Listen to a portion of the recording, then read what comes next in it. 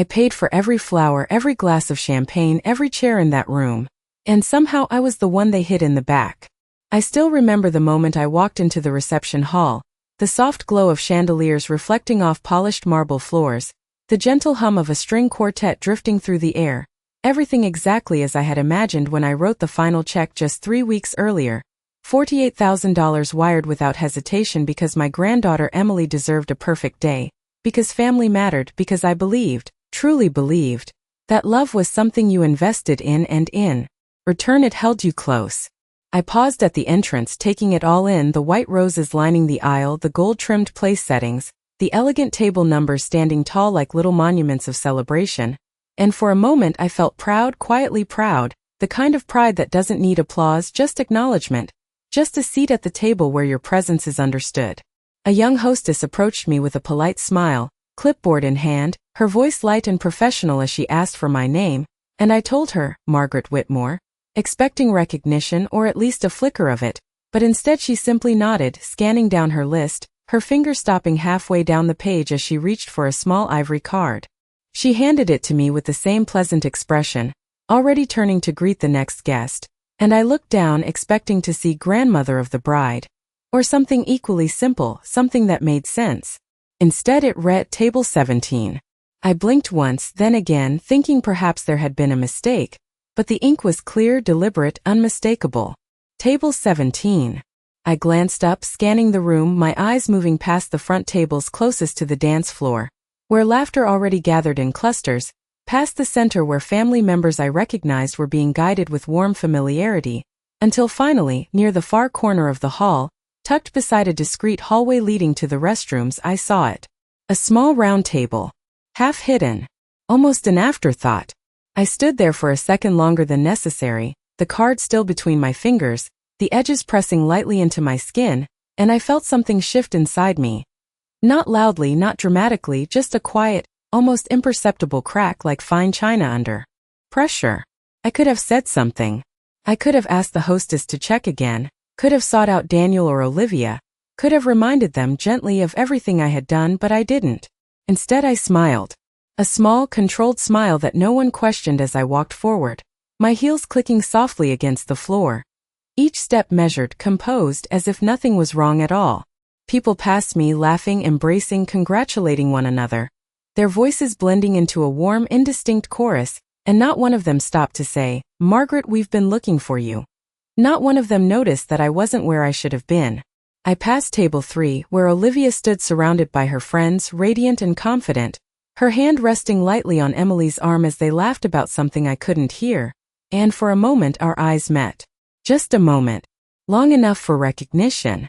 Long enough for choice. She smiled at me, but it was the kind of smile you give a distant acquaintance, polite and brief, before turning away. I kept walking. Table 17 was exactly where I thought it would be, positioned just far enough from everything that mattered.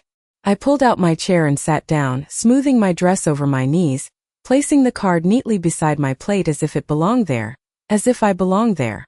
The table was already half filled with guests I didn't know, people who greeted me with courteous nods and small talk, asking how I knew the family, and I answered simply, I'm Emily's grandmother, watching the subtle flicker of surprise pass over their faces before they quickly masked it with polite smiles.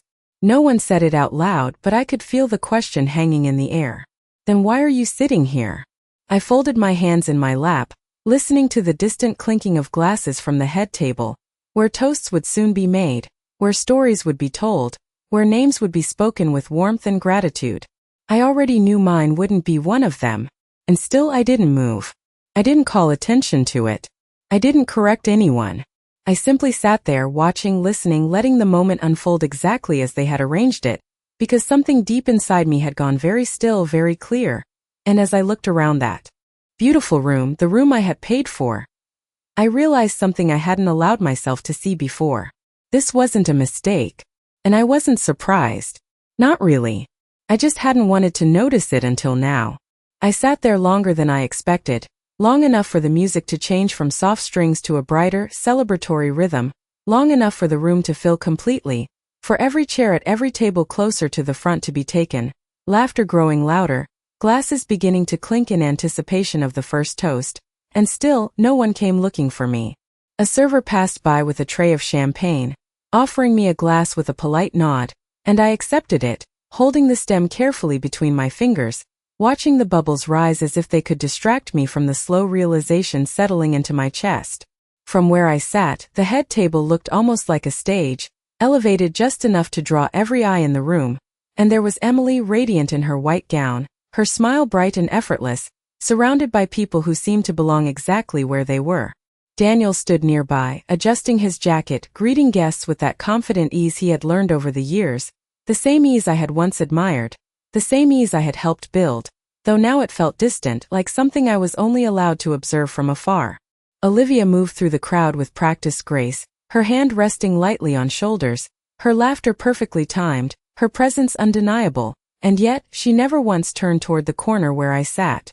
I took a small sip of champagne, the taste crisp and clean, and let my eyes wander across the room, noticing details I might have missed before, the way certain guests were guided personally to their seats, the way the photographer lingered near the front tables, capturing moments that would later be framed and remembered, the way every meaningful interaction seemed to happen just out of my reach. The woman sitting beside me leaned slightly closer, her voice friendly, curious, asking again how I knew the bride, and I repeated my answer, steady and simple, watching her expression shift just enough to confirm what I already knew, that my presence here did not match my placement, that even a stranger could see it. I smiled politely and asked her about her connection instead, keeping the conversation light, controlled, because I had spent a lifetime learning how to make others comfortable, even when I was not. The first toast began, the father of the groom stepping forward, his voice carrying easily through the room as he spoke about family, about love, about the people who had shaped their journey, and I listened carefully, more carefully than anyone else at my table, waiting, perhaps without admitting it to myself, for a single mention, a single acknowledgement, something that would make sense of where I was sitting. It did not come. Applause followed, warm and enthusiastic, and I joined in, my hands moving automatically, the sound blending with everyone else's, indistinguishable. Just another guest celebrating a moment that felt strangely disconnected from me.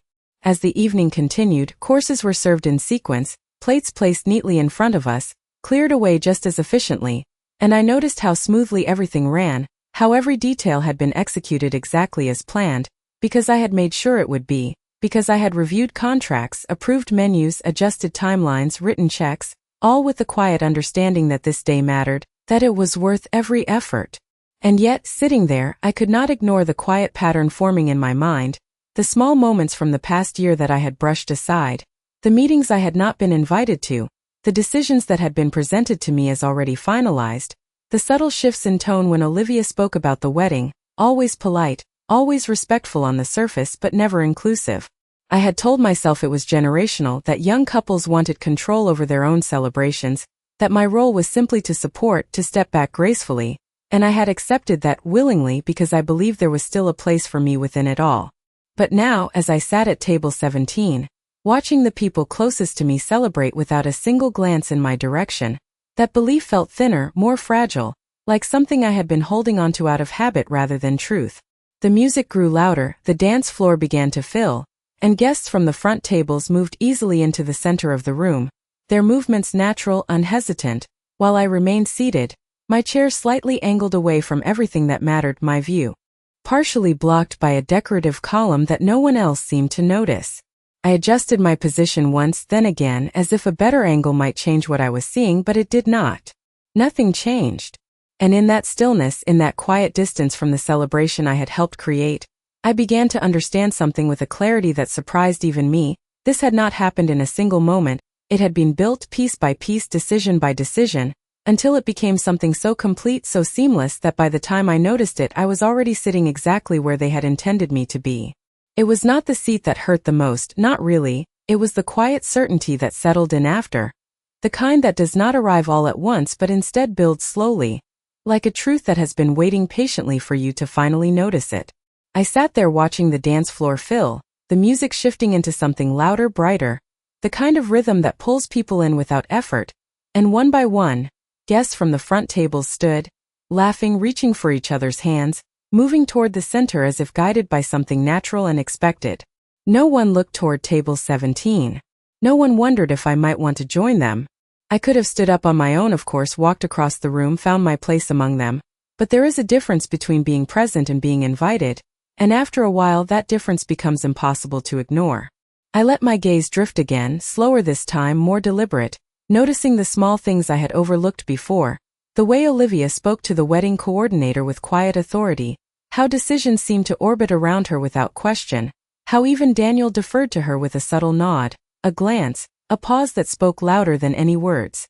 I remembered the first planning meeting months ago when I had offered to help choose the venue, suggesting a place I knew well, a ballroom with tall windows and a view of the river, something elegant but warm, something that felt like family. Olivia had smiled then, polite, appreciative, and said they had already decided on something more modern, something that reflected their style, and I had accepted that without hesitation, telling myself it was their vision, that my role was simply to support. After that, the meetings became less frequent, at least for me. Details were shared after they had been finalized, updates delivered as conclusions rather than conversations, and each time I nodded, agreed, wrote another check because nothing seemed worth disrupting the peace, because I believed there was still a place for me within it all. I see now how neatly it unfolded, how each step moved me just a little further from the center, not abruptly, not in a way that could be easily questioned, but gradually, until distance felt normal, until absence felt like choice rather than design. A burst of laughter pulled my attention back to the present, and I saw Emily being guided onto the dance floor, her hand in her new husband's, the crowd parting slightly to make room for them, cameras lifting, flashes catching the moment from every angle. It was beautiful, exactly as it should have been, and I felt a brief, genuine warmth watching her, remembering the little girl who used to sit at my kitchen table with her homework spread out in front of her, who used to call me every Sunday just to tell me about her week, who once told me with complete certainty that I would always have the best seat at her wedding. I do not think she knew. That thought came to me quietly, without bitterness, just a simple observation that settled into place with everything else. I do not think she knew how it had been arranged, how decisions had been made around her, how certain details had been handled without ever becoming her concern. It would have been easy to believe otherwise, to let disappointment turn into something sharper, but as I watched her smile, I understood that some things are not directed by intention, but by the influence of those who stand closest. I leaned back slightly in my chair, allowing the sounds of the room to blur into a steady background, and for the first time that evening, I stopped waiting for something to change. I stopped expecting someone to notice, to correct, to explain. Instead, I let myself see the pattern clearly, without softening it, without finding excuses for it. This was not about a single table or a single moment or even a single person. It was about a shift that had been happening for a long time, one that I had chosen not to question because it was easier to believe in the version of my family that I had always held on to. Across the room, Olivia stepped closer to the head table, speaking briefly with the coordinator before glancing out over the guests, her eyes moving quickly, efficiently, taking everything in, and for a brief second, they passed over the corner where I sat.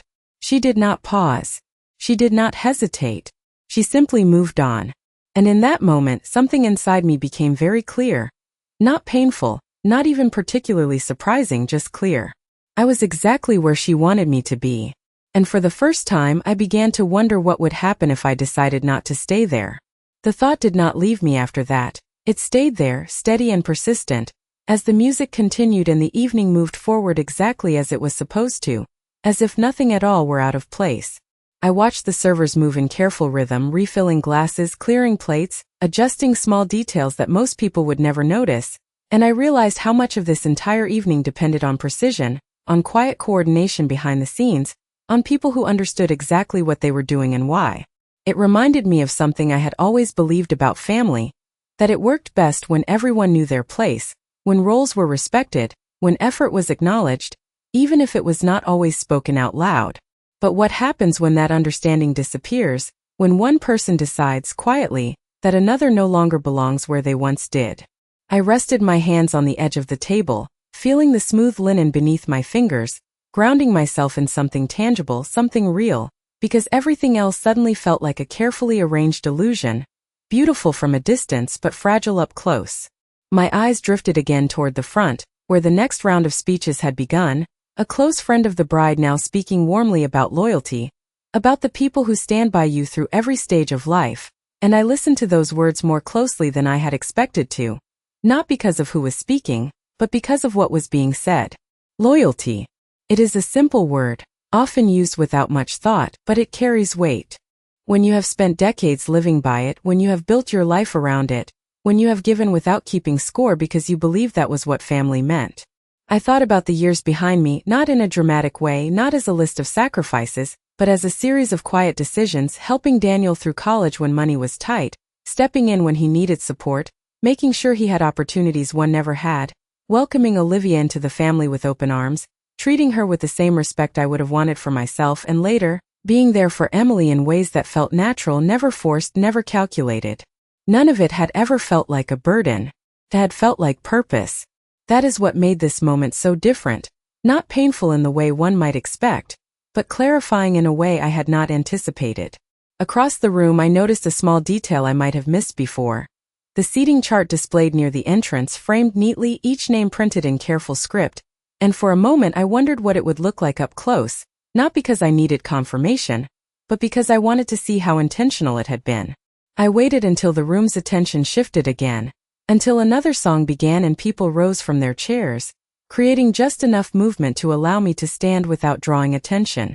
I moved slowly, calmly, my steps measured as I made my way along the edge of the room, passing behind tables, keeping to the spaces where no one was looking too closely. The seating chart stood exactly where I had seen it earlier, illuminated softly, as if it were just another decorative element rather than something that quietly dictated where everyone belonged. I stepped closer, my eyes scanning the names, table numbers arranged with careful symmetry, and it did not take long to find mine. Margaret Whitmore. Table 17. There was no hesitation in the ink, no sign of adjustment or error, no indication that it had been placed there by accident. It was deliberate, planned, final. I stood there for a moment, longer than necessary, not because I was surprised, but because seeing it written so clearly removed any last trace of doubt. This was not a misunderstanding. It was a decision. A quiet one perhaps, but a decision all the same. Little too far by the acoustics of the room. Honestly, she insisted on paying for everything. A voice said, light, almost amused, and I recognized it immediately. Olivia. I did not turn my head. I did not need to. Well, that makes things easier, another voice replied, followed by a quiet laugh, the kind that tries to sound discreet but does not quite succeed. Exactly, Olivia continued, her tone smooth, controlled, the same tone she had used in every conversation about the wedding. It keeps things simple. She gets to feel involved and we get to do things our way. There was another pause, another soft laugh, and then something that landed with more clarity than anything else I had heard that evening. And seating her in the back avoids complications. I held my glass a little more firmly, feeling the cool surface press against my fingertips, anchoring me in the moment, because now there was no ambiguity left, no room for interpretation, no need to question whether I had misunderstood something earlier. This was not accidental. It was strategic, thought out, executed with the same precision as every other detail in the room. I took a slow breath, not deep enough to draw attention, just enough to steady the rhythm of my thoughts, because the impulse to react, even in a small way, flickered briefly before settling into something else, something more controlled. I had spent years understanding how people reveal themselves, not in grand gestures, but in the quiet moments when they believe no one important is listening. And Olivia believed exactly that. That I was not important enough to be nearby. That I was not significant enough to overhear. That I was, in every meaningful sense, already removed from the center of things. I set my glass down carefully, aligning it with the edge of the table, a small, deliberate motion that gave my hand something to do. Something steady, because clarity, once it arrives, changes everything, not loudly, not all at once, but in a way that makes every previous moment fall into place. The meetings I was not invited to. The decisions that were presented as final. The polite distance in Olivia's voice. The subtle shifts in Daniel's behavior. It was all connected. It had always been connected. I simply had not chosen to see it. A server approached to refill our water glasses, moving efficiently from one guest to the next, and for a moment I watched her, noticing how she treated every table the same, regardless of where it was placed, because her role was clear, her purpose defined, her respect evenly distributed. It struck me then how different that was from what I had just heard, how easily respect could be adjusted, redirected, withheld depending on who was making the decision. I leaned back slightly in my chair, allowing my posture to remain relaxed, composed, as if nothing had changed because outwardly nothing had. The music continued.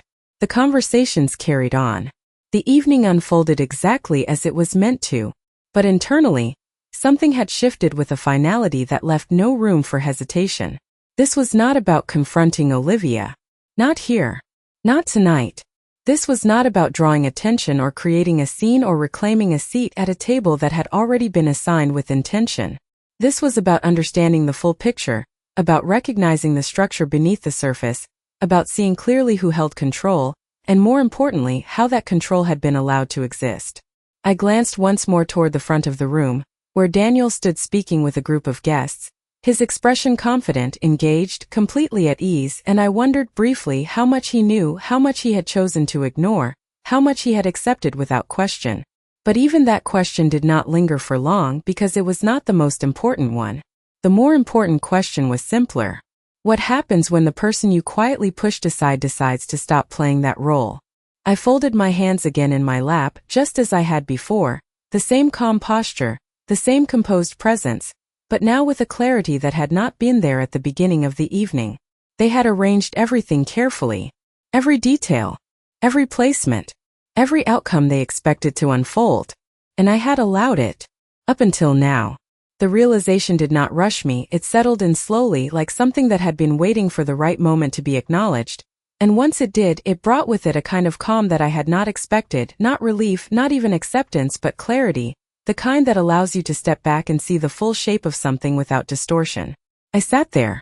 As the evening continued around me, listening to conversations rise and fall, watching the dance floor fill and empty again, and I began to trace the path that had led me here, not just tonight, but over the past several years, each small decision, each moment I had chosen to overlook, each instance where I had told myself that it was easier to stay quiet, easier to believe that things would correct themselves without my involvement.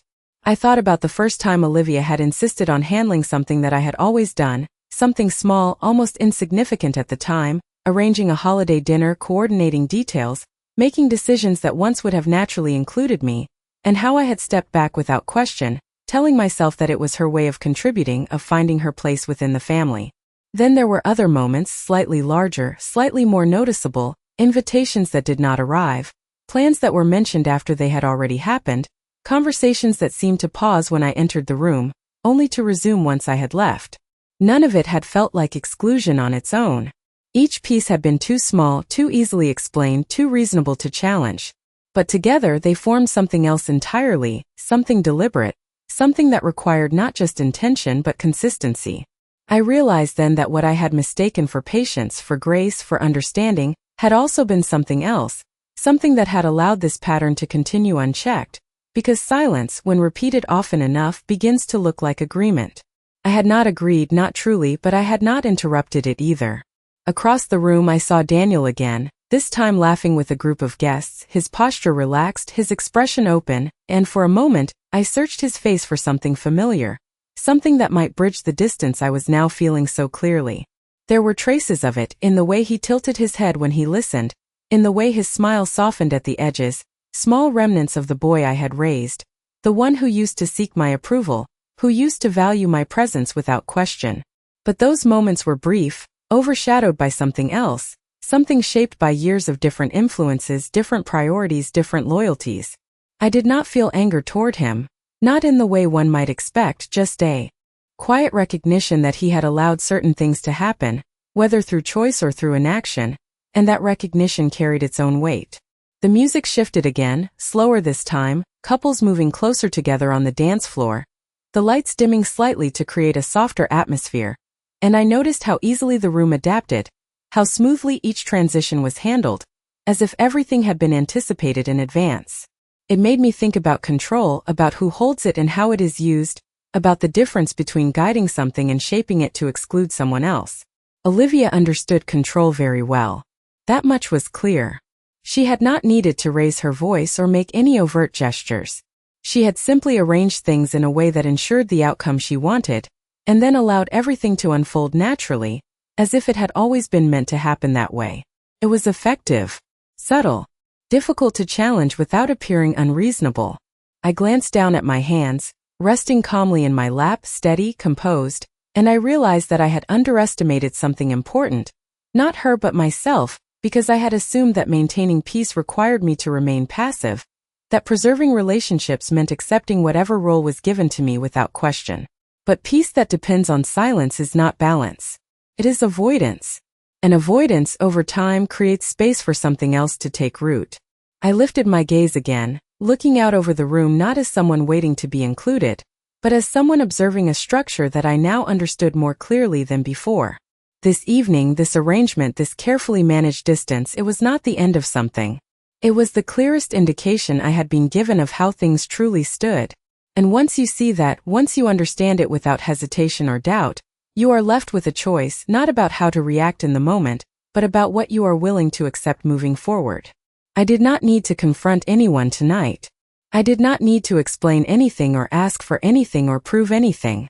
The answers were already here, in the details, in the decisions, in the quiet assumptions that had been made about me. And for the first time that evening, I felt something settle into place with a quiet certainty, not dramatic, not urgent, but firm enough, that I knew it would not change. I had spent years giving without expecting anything in return, believing that was enough, believing that it would always be understood. But understanding, like respect, is not guaranteed simply because it is deserved. Sometimes it has to be reclaimed. Not loudly, not all at once, but deliberately. And as I sat there in the seat they had chosen for me, I began to consider what it might look like to make a different kind of decision, one that did not depend on where they placed me, but on where I chose to stand. It was somewhere between the next song and the one after that when I realized I was no longer watching the evening as a guest. I was studying it quietly, carefully, the way you observe something when you are trying to understand how it truly works beneath the surface. The dance floor had filled again, this time with a softer energy, couples moving in closer circles, conversations lowering into more intimate tones, and I noticed how easily people adjusted to the rhythm of the night, how naturally they followed the flow that had been set for them, because everything had been designed to guide them without question. I remained seated, not out of hesitation, but because I had no reason to move yet, not until I understood exactly what I wanted to do. A familiar voice reached me from just behind my shoulder, quiet but clear enough to recognize. "Mrs. Whitmore?" I turned slightly and saw a woman I recognized from earlier meetings, the event coordinator, her posture professional but her expression softer now, less formal, as if she had been debating whether or not to approach me. "I just wanted to check if everything is all right," she said, her voice low, careful, not wanting to draw attention. For a moment I considered giving her the same polite answer I had given everyone else, but something in her tone suggested she already knew the truth, or at least enough of it to make the question unnecessary. "Everything is exactly as it was arranged," I replied, my voice calm, steady, and I watched the slight shift in her expression, the understanding that passed through her eyes without needing to be spoken. She hesitated briefly, then glanced toward the front of the room before leaning in just slightly, lowering her voice even further. "I finalized the seating chart based on instructions I was given," she said, choosing her words carefully, "but I want you to know there were other options." I held her gaze for a moment, not surprised by what she was telling me, but by the fact that she had chosen to say it at all. "Of course there were," I answered just as quietly, and that was enough. She gave a small nod, a subtle acknowledgement, and stepped back, returning to her work as seamlessly as she had approached, leaving me with something more valuable than confirmation: perspective. I turned my attention back to the room, but now with a different understanding, one that extended beyond Olivia, beyond Daniel, beyond even the structure of the evening itself. This had not been a limitation. It had been a choice. Not mine but theirs. And that distinction mattered more than anything else. I looked again toward the head table, where Emily now sat between conversations, her attention shifting from one person to another, her smile still warm, still genuine, and I felt that same quiet certainty return, the one that allowed me to separate intention from outcome, to see that not every part of this evening carried the same meaning, even if it all unfolded within the same space. My gaze moved slightly to the left, where Olivia stood once more, speaking with a small group, her posture confident, her presence controlled, and for the first time, I saw her not as someone who had taken something from me, but as someone who had revealed something instead, something I could not have fully understood without this moment. Power does not always announce itself. Sometimes it arranges the room. Sometimes it decides who sits where. And sometimes it assumes that the person being placed will never question it. I rested my hands lightly on the table again, the same position I had held earlier, but now it felt different, not passive, not resigned, but deliberate, chosen. I had spent enough time observing, enough time understanding. The question was no longer whether I had been placed here intentionally. The question was what I would do with that knowledge. I glanced once more toward the entrance of the hall, where the seating chart still stood, unchanged, unquestioned, as if it were simply part of the decor, and I realized something almost simple in its clarity. The entire evening had been built on the assumption that I would accept it exactly as it was given to me, that I would remain in the space they had assigned, that I would continue to play the role they had quietly written for me without interruption. I did not feel the need to challenge that assumption out loud. Not here. Not in this room. But I also did not feel any obligation to honor it beyond this moment. The music shifted again, signaling another transition, another carefully planned progression in the evening, and as guests began to rise from their seats once more, moving toward the dance floor, toward the center, toward where they were expected to be, I remained still for just a moment longer, allowing the final piece of understanding to settle into place. This was not about reclaiming a chair at a different table. It was not about moving closer to the front or being acknowledged in a way that should have already been understood. It was about something far more fundamental. It was about deciding whether I would continue to participate in something that had been structured to exclude me, or whether I would step outside of it entirely on my own terms, without asking for permission, without needing anyone to notice. I stood slowly, smoothing my dress just as I had earlier, the same composed motion, the same quiet presence, but this time the intention behind it was entirely different, and as I took my first step away from table 17, I did not look back. I moved through the room without drawing attention, keeping to the edges where conversations softened and footsteps blended into the music, the same way I had earlier, but this time there was no hesitation behind it, no quiet hope that someone might notice where I was going or ask where I had been, because that part of the evening no longer belonged to me. The air felt different as I stepped away from the tables, lighter in a way that surprised me, as if distance itself carried a kind of clarity that had been impossible to find while sitting still. I passed by clusters of guests who were laughing, raising glasses, leaning into one another with the easy familiarity of shared moments, and I observed them without attachment, without expectation, simply noting how naturally they occupied the space that had been given to them. Near the entrance, the lighting softened, the music dimming slightly as the doors opened and closed with the quiet rhythm of people stepping out for a moment of fresh air, and I paused there, just inside the threshold, allowing myself a brief stillness before moving further. Behind me, the celebration continued exactly as it had been designed, every detail unfolding on schedule, every interaction following its intended path, and I realized that nothing I had done or not done had altered that at all. That was the point. It was never meant to. I reached for my purse, which I had left at my chair earlier, and for a brief moment I considered returning to retrieve it, but instead I adjusted my grip on the small clutch I had carried with me, containing only what I needed: keys, phone, the essentials, and I understood the quiet symbolism of that without needing to name it.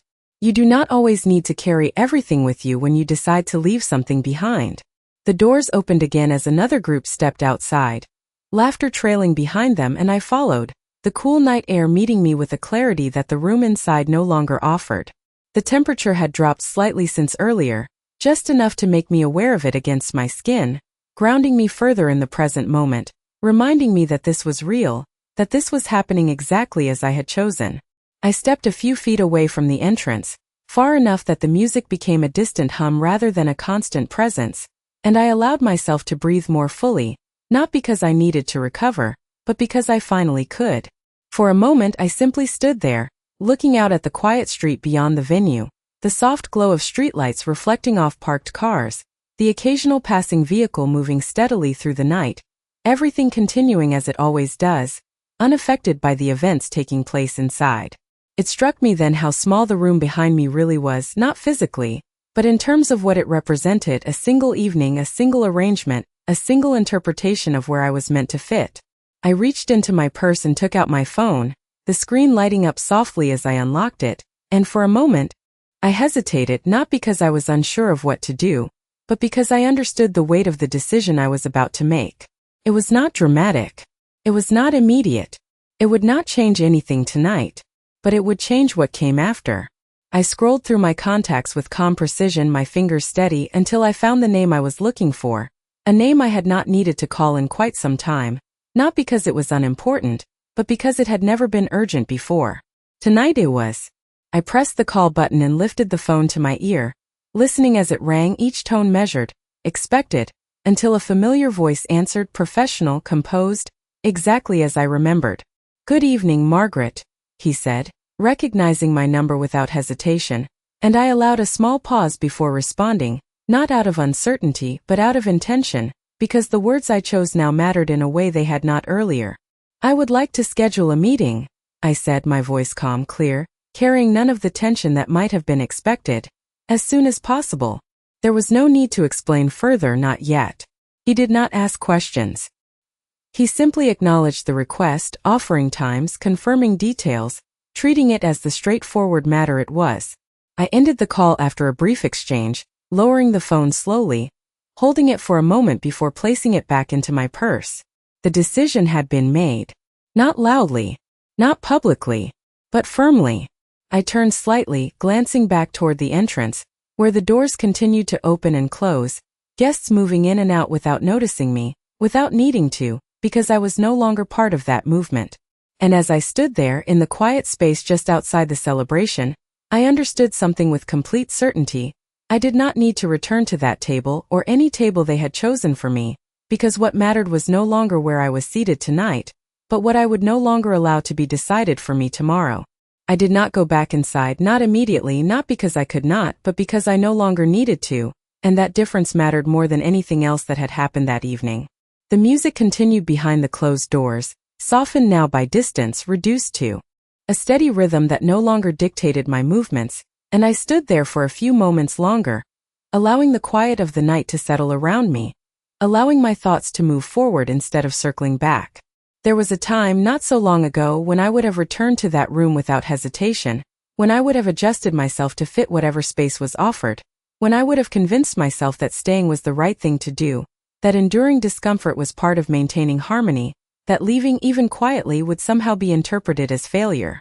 But standing there, with the cool air brushing against my skin and the distant hum of celebration no longer pulling me in, I understood something with a clarity that left no room for doubt. Staying would not have been strength, it would have been permission. I took a slow step forward, then another, moving away from the entrance, my heels finding a steady rhythm against the pavement, each step simple, deliberate, unhurried, as if I had always intended to leave at this exact moment. No one called after me. No one noticed. And that, more than anything else, confirmed what I already knew.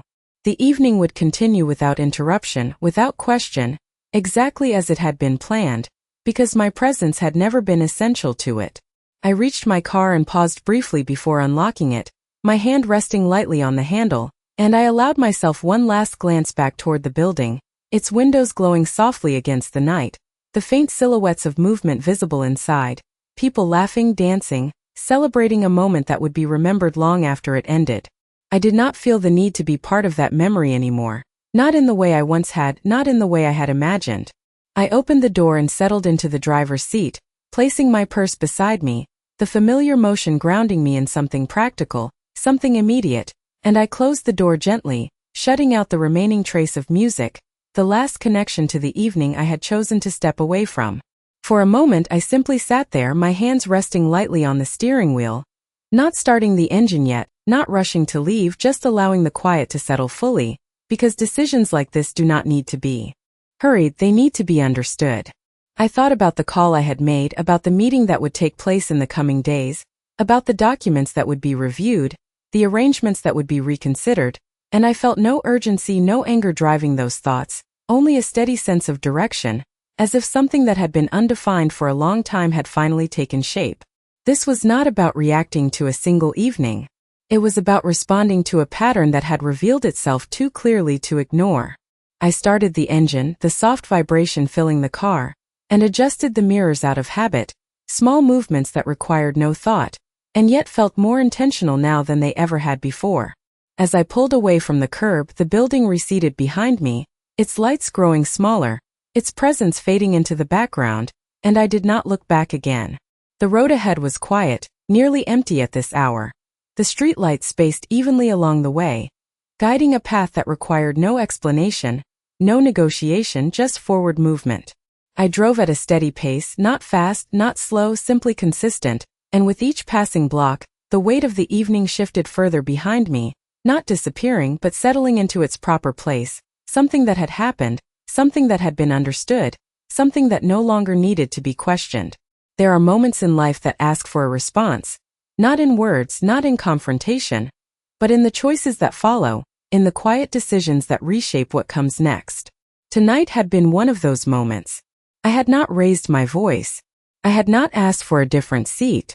I had not demanded acknowledgement or corrected what had been done. I had simply seen it clearly, completely, and then chosen not to remain where I was not valued. And sometimes that is the only response that truly changes anything, not in the moment itself but in everything that comes after it. As I turned onto the final street leading home, I felt a calm settle over me that was not tied to the evening behind me, but to the certainty of what lay ahead, because by the time they realized what had quietly shifted, what had been reconsidered, what had been set into motion without their awareness, the arrangements they had relied on, the assumptions they had made, would no longer hold in the same way. And when that moment came, it would not be loud. It would not be dramatic. But it would be undeniable.